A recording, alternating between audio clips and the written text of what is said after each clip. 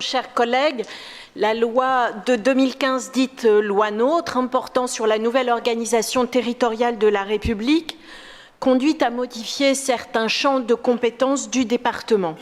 Parmi ces évolutions, l'extinction de la compétence du développement économique soulève de nombreuses questions quant à certaines politiques conduites jusqu'à présent par notre collectivité.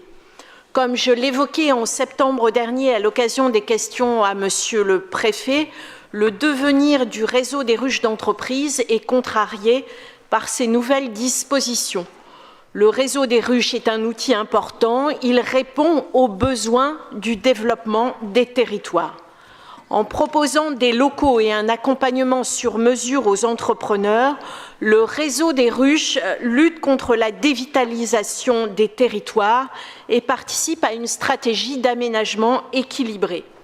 Faut-il le rappeler, depuis leur création en 1988, ces équipements de proximité qui maillent et structurent notre territoire ont accueilli plus de 900 entreprises et ont contribué à la création de plus de 2200 emplois.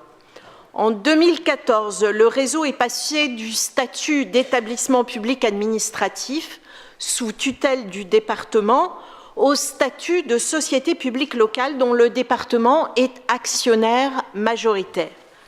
Dans ce cadre et face à l'extinction de sa compétence économique, le département du Nord a une double responsabilité. Une responsabilité en direction des nordistes, du monde de l'entrepreneuriat, pour créer toutes les conditions du maintien de l'activité essentielle du réseau des ruches.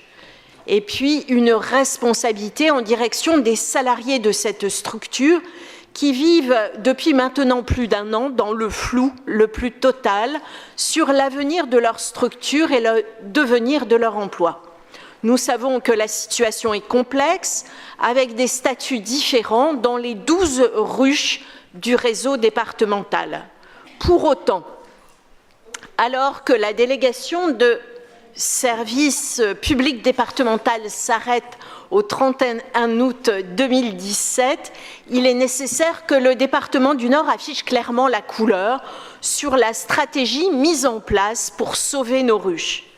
Malgré nos inquiétudes déjà formulées dans cet hémicycle et les interventions répétées des personnels de la SPL, nous nous inquiétons du manque de portage politique de ce dossier et l'absence d'anticipation de la fin de délégation de services publics et de la vente des immeubles.